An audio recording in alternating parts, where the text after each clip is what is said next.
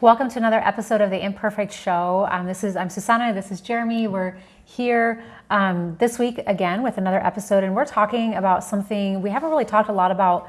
I think when we were first starting to go through this time of quarantine and all of that, we kind of talked a little bit about it way back in March, just about some things that people are dealing with during this time. But I really feel like the last few months we've seen ourselves in a time of, and I feel like it's just continuing to go on and on, having a time of just high anxiety, high stress, and we're seeing depression, we're seeing suicide rates being really high.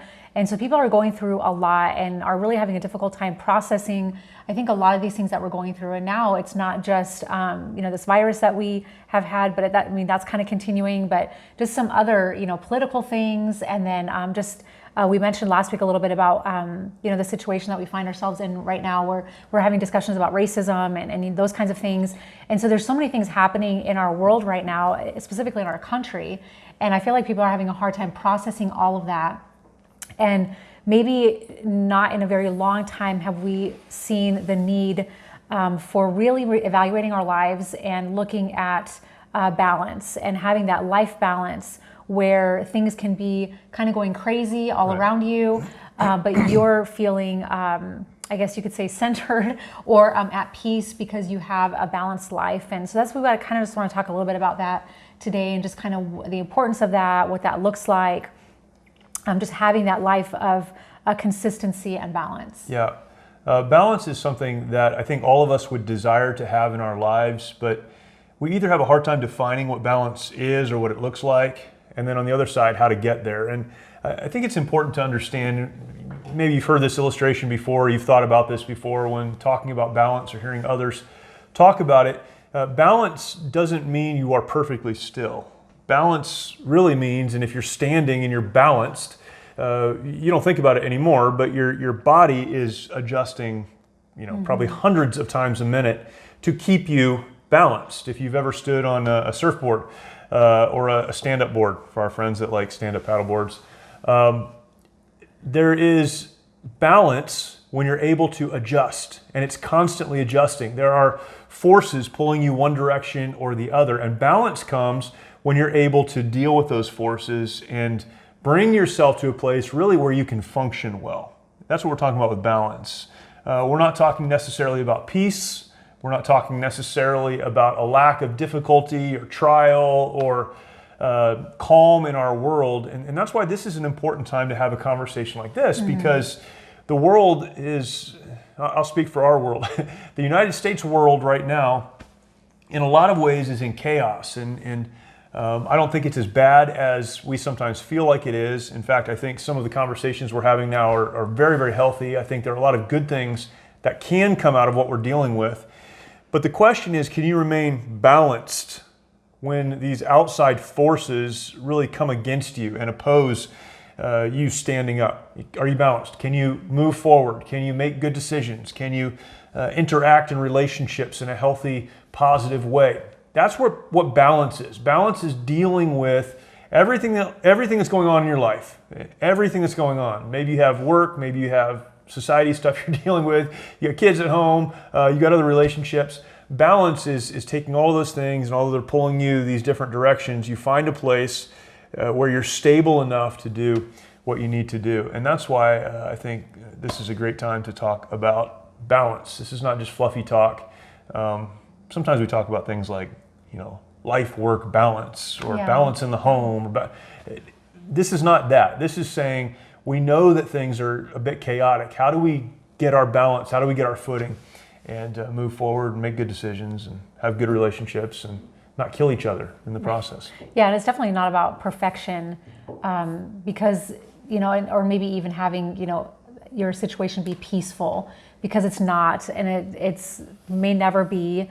I feel like our world, if we're not going through something like this, there's always something that, we're going through, something that we're dealing with. But it's definitely not about maybe having that perfect, maybe life that you're always hoping for or wishing for. It's not really about that. But I feel like that we can move through times like this, or even times of turmoil in our personal lives, in such a way that it doesn't completely knock us off course, because we are not balanced in our life. And so it is always adjusting, always maybe moving a little bit differently in this direction, adjusting this area over here. It's always kind of making those adjustments that we feel necessary for our lives to kind of bring us to that place. And it looks different for everybody. And you can't, we've talked before about, comparison. We can't compare our situation with someone else's. And right now there's a lot of things that we have in common with our friends and family, is that we're all kind of going through similar things. But that balance is going to look different for you than it's going to look for someone else. And I think it's really important to talk about. And what you do to stay balanced is going to change over the course of your life as well, over the situations in your life, and certainly over the things that you're dealing with. Again, when you're young, balance looks different and requires something different than when you're older, when you're, maybe at that time of your life where you're trying to figure out what you want to do with your life, what kind of job that you want to work, maybe you're going to school. Balance is different there than it is when you have a family, when you have a stable job, and those kind of things. So it changes, and it's a conversation that needs to be had a lot. It needs to be had, throughout the course of your life, and what is required for balance will change as you go along the way. What are some things that are necessary for balance? I know you have a list. That's because you made me make a list. Yeah. That's why. I think that really, personally, I feel that if you're going to have any kind of balance in your life, any kind of, stableness, you're going to need to, I feel like, have some consistency in just even if it's a few small things.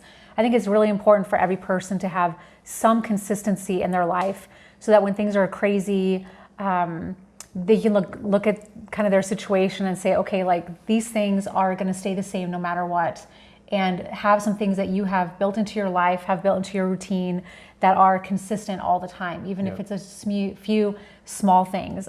We were talking about our son Everett earlier today. He's our youngest, but he is definitely a person of routine, and he really likes consistency.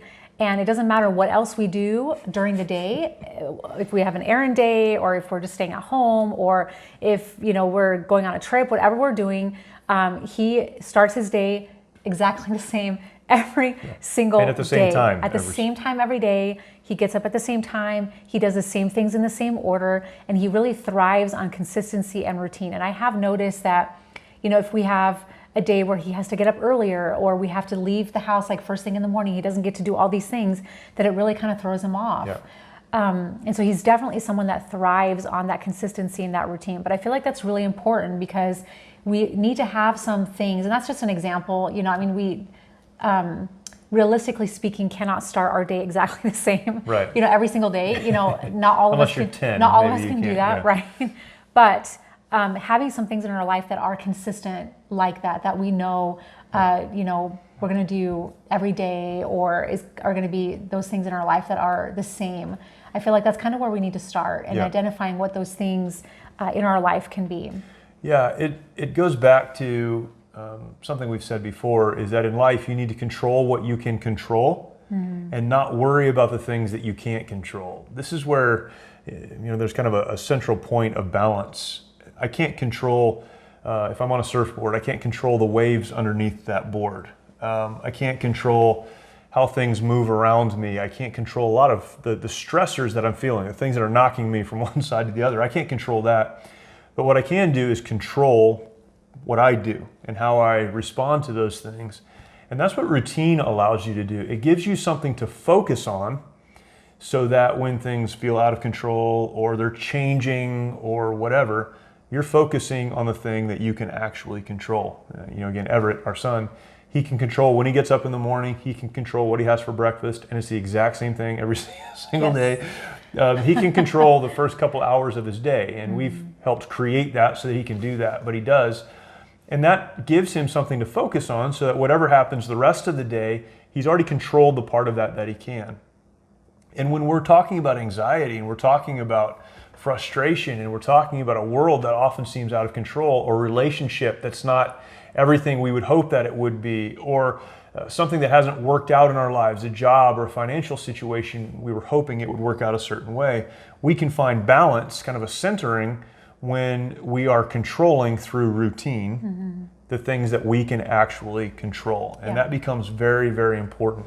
And I think a side to this is kind of an aside to the, not a side, but next to it, is change isn't bad. And even some of the difficulties we experience in our life, those things aren't bad necessarily. But in all of it, we just control what we can control and not worry about the rest. And I think you get the point, because I just said it about 5 times. But that's where routine is so important. What are the routines that I have in life? What are the habits that I have in my life that keep me centered? If I can do these things, then I'll be okay. Yeah, and they can be really simple things. It doesn't have to be, crazy morning routine. There's quite a while back, I think within the last probably year or so, I started hearing about this importance of having a morning routine.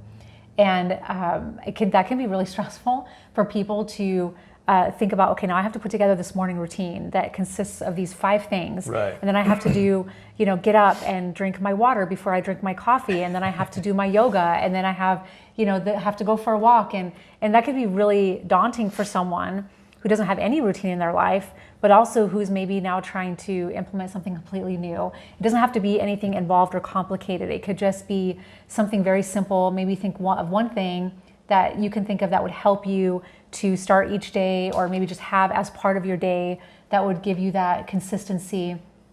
Because I think for all of us, we like to be in control just a little bit. Yeah. We all kind of have that. You've got to have an area to be in control. Yes. And I think this is a really good way for us to control the things that we can. And that brings us back then to, how do we come back to a place of balance? Well, you have to have something to come back to. Come back to a place of balance. Come back to a place of balance. Well, part of that is routine. I can have a crazy day on Monday, but when I wake up on Tuesday, if I start it with my routine, that brings me back to a place of balance. One of the interesting studies that came out of the Vietnam War was studies of prisoners of war in confinement for years at a time, and how some did really well through that process as well as they could, and then some, not at all. And one of the common threads of people that did really well, again, that's relatively, right? They're in confinement, they're in a very, very difficult situation, but some of them were in that situation for many years. How did they move through that in as productive a way as they could? Routine. They developed routines, and they would do the same thing every day. There were a lot of things there that they could not control, but they controlled what they could, and that brought them back to a place of balance in the worst possible situation. So routine is extremely important. Yeah, and I think we maybe don't emphasize it enough.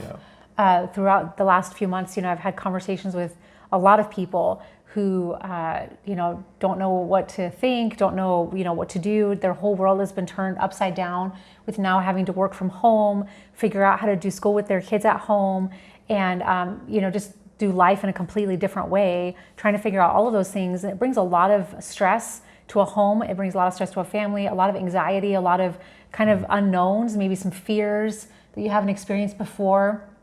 And then maybe talking more deeply with them, finding out that they don't have really a sleep routine, or nothing in their life is consistent or the same. And then on top of that, you're adding all these other things, and it just is not helpful. Yeah, I want to keep talking about anxiety and those kind of emotional disorders and emotional struggles we have. But, even adults with sleeping issues and all those things. I think the first thing you should probably do is look at your life and say, where are my routines? If I'm not going to bed at the same time every night, if I'm not getting up at the same time every morning, if I'm not eating my meals at the same times throughout the day. And again, circumstances change all of that, but to the best of your ability, have those built-in routines. If nothing else, it programs your mind, it programs your body, it programs your systems to respond in certain ways, and that will really really help, and again, bring balance into chaos. Yeah. What would be, when you think about routine, what are some things, like for you personally, that you look at your life and say, like practically speaking, I think sometimes we talk about things very like generally, But for this particular episode, I kind of thought it would be helpful to give like very practical things maybe that we've implemented into our lives, that are easy to, hold on to. What are some things in your life that you've kind of personally implemented? The work from home situation has thrown a weird curve into everybody's life, I think, a curveball into everybody's life. And I think there has to be even routine in that. And again, I don't elevate routine and discipline to the point of that's the goal. Those things aren't the goal. They're just helpful tools, but routine is really important. So, working from home, one of the things I decided to do was continue to go to the office. And I have the ability to do that. And even when no one else was coming to the office, I could still go and do my work at the office. So I'd get up, I'd get dressed, I'd go to the office, I'd spend most of the day there, I'd come home at the end of the day. That simple routine really, really helped me. But the times when I do work from home, and I do, work from home a fair bit, it's the same thing. There has to be a routine to that. There has to be get up. Maybe you don't have to get up at 6 because you're not commuting, but you need to get up at some time. Have your morning routine. If your morning routine includes exercise, do that. And then take a shower, and then get dressed, and then sit down at your desk or the place that you work and go to work. And although you don't have to do those things, people would say, well, that's the benefit of working from home. Many, many studies have been done on people's work efficiency while at home and things that influence that. And one of the big things that influence that is a regular work routine, even when you're at home. So that's helped me when I'm home and I stick to that routine. I do really well. When I say, well, I'll get to it, I just never get to it. So that's a big one. Having regular times of exercise helps as well. It gets your body going, and it's a moment to do something challenging throughout the course of the week. And those routines have helped me, or those disciplines have helped me. And then for me personally, Bible reading and spending time each day reading the Bible and trying to understand what it says for me that day helps a lot as well. It puts things into perspective. I found that keeping lists helps me. That's a good routine. I keep a list of things that I need to do so that I can do those during the designated time to work, whether that's vocational work or at home or whatever the case. Those things all help me just to maintain balance throughout the course of the day. What about yourself? What about you? I was going to comment on your saying going like during this time, where this work from home or go to work kind of thing, that you've been able to go to your office, and I think that's really actually helped our family routine. To get me out of the house? No, no. Well, maybe some days. I don't know. But just has helped our family routine because it has kept some things consistent. When we talk about balance and keeping things kind of the same, I think that for the kids, that's one thing that, okay, well, maybe things are a little bit crazy, but that's one thing that has kind of stayed the same, is that your kind of work routine has been close to, how it was before. And so that has really helped a lot. But I think the sleep thing is something that comes to mind, that's huge for a lot of people. I'm someone that needs a certain amount of sleep or I just don't function very well. Yeah. And so I think for me, especially as I've gotten a little bit older, is just identifying that I need to have a certain amount of sleep to be able to function the way that I need to. So making sure that I'm getting the right kind of sleep and going to bed at a certain time. Maintaining the routine of sleep too. Yes. That's kind of a discussion we have quite a bit around our house, is when do we go to bed? But it's easy when you don't have to do something the next day or get up early the next day. I'm not talking about like weekends, but work from home, you can start whenever you want. I'll stay up a little bit longer, I'll watch another show, I'll do this or that. But maintaining a sleep routine allows you then on the other side to get up and fulfill that part of your routine as well. I think we've kind of seen the benefit of that during this time too, because there's a few times that we're kind of like, we're not doing anything, we're not going anywhere. Yeah, what do we have to get up in the morning? We'll stay up late. And we now, have seen the consequences of that, but also the consequences of then making sure that we are going to bed at a certain time so that we can get the sleep that we're supposed to get, and no matter what we're doing the next day. So I feel like that's something we've kind of learned during this time, especially. So for me, I feel like sleep is something that I'm learning now to maybe be in a more routine of getting the right kind of sleep and the right amount of sleep. I'm kind of I struggle a little bit with ADD, or I think it's probably ADD. I get very distracted. Yes. And so in my life, it has been very difficult for me to have a consistent routine. It's very difficult for me because I get distracted. I'm like, oh, this sounds good to do today, and then this sounds good to do, and I don't maybe do the same thing at the same time every single day. But for me, I have found comfort in certain things being the same. So having a cup of coffee first thing every morning, that's kind of a comfort to me, and that's kind of something I can, no matter what else is happening that day, just being able to sit down and have that cup of coffee and even do a little bit of Bible reading is something I try to do every day. And at least that's the same that I do every day. That's the same thing. And so finding comfort in that for someone like me who gets easily distracted is something that really helps a lot. And having that routine of just even maybe those two things every day have been a huge help to me. And so I kind of look at small things.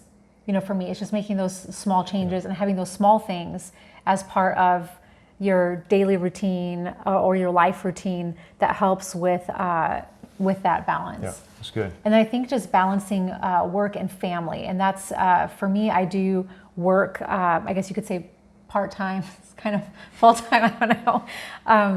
And I do a lot of my work from home, and so trying to balance that, you know, work life and family life, and not allowing that. It's very easy for me to sit all day or maybe save all of my work for one day, and I'm just sitting there the whole day working, and then I work into the evening, and then I'm not even spending time with, you know, the kids or doing any other things that I'm supposed to be doing. And so really focusing on having balance of work and family, that's kind of really helped me a lot too, is just kind of making sure that there's a routine in that also. Yeah, that's good. What else? What else do we need to do to maintain balance? I think another thing that we maybe, our society is so prevalent to spending a lot of time on social media, and it's not... As we Facebook Live this recording. Exactly. Yes. But for people that know me very well personally, I'm not a huge lover of social media. I am on it because maybe I think I have to be on it. And because of some of the things I do with our work with Mighty Oaks, but then also keeping in touch with people and all of that. And so I'm not, one of the reasons I'm not a lover of social media, because I feel like I'm a distracted type of person, and I feel like it can be very distracting.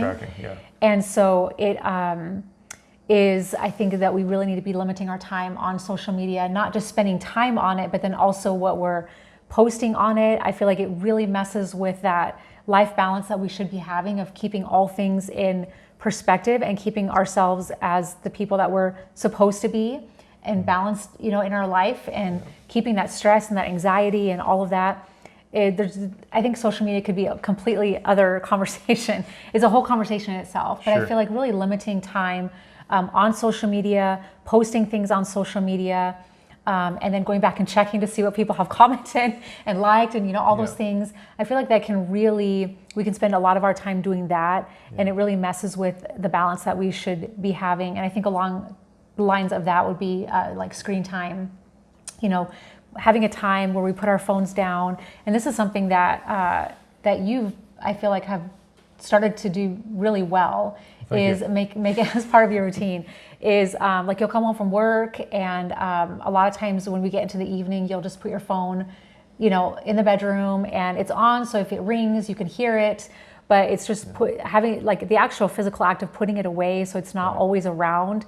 And so I feel like that's really important to do too. Yeah, that's helped. I heard someone talking about this idea of social media this week, and or heard them this week talking about social media. And one of the things he said is you need to decide that you will do work before you get on social media. You'll do something productive before you get on social media. And he was talking about how we get on social media, it's created in such a way that it gives us a dopamine hit. Our body responds to it, and it makes us feel good. Even the bad stuff makes us feel good, and there's a whole psychology around that. So even in the morning, the first thing a lot of people do is they get on social media. Well, just decide that you're going to do something productive. Maybe it's get up and exercise, and then get on social media. Get up and whatever your disciplines are in the morning that we just talked about. And then throughout the day, don't let social media be a replacement for production. And I think that's what happens a lot of the time is whatever the weird connection is we have with social media, it does. It pulls us in and it keeps us there. Yeah. And it just drags us from one thing to the next thing to the next thing. And then we're either looking at something really silly or upset about something we didn't care about 3 minutes before. It's a very emotional experience. It is. It's an emotional experience, Yeah. and it pulls our focus away from what's really important. And so, it's again deciding ahead of time that it will play this part in your routine. I'm going to get on social media for an hour a day, or I'm going to check it, twice a day, or whatever the case, and then set a limit on how long you'll spend there, and that can be a great help. A lot of people use social media for work, in promoting, our organization and what we do. That's a lot of what happens. But man, it doesn't take long to go from I'm doing this for work to I'm over here looking at something that has nothing to do with work, right? And so you have to be very, very intentional about that, very deliberate, or you will be off balance. You won't get your work done. You won't pay attention to the people that you care about. You're going to expend emotional energy in something that maybe you do care about, but you don't care about the same way as the people who are screaming about it on social media, or you get upset about people you actually like. There's an upside for sure, but there's a downside as well. So social media. Yeah. What else? We only have a few more minutes. Okay. I think the two other things I kind of thought about when I was thinking of kind of balance and life balance is reading. I kind of feel like, and I've talked to quite a few adults recently about reading and implementing that in your life and having things that you're reading all the time, actual books. Actual books, not social media posts. Right. Whether it's, we have an Audible account, whether it's listening to a book or reading an actual book, I feel like is something that is really important to have in your life. It allows you just to maybe kind of think about something else for a little while. Reading nonfiction, I feel like is really good too. Something that you can learn from.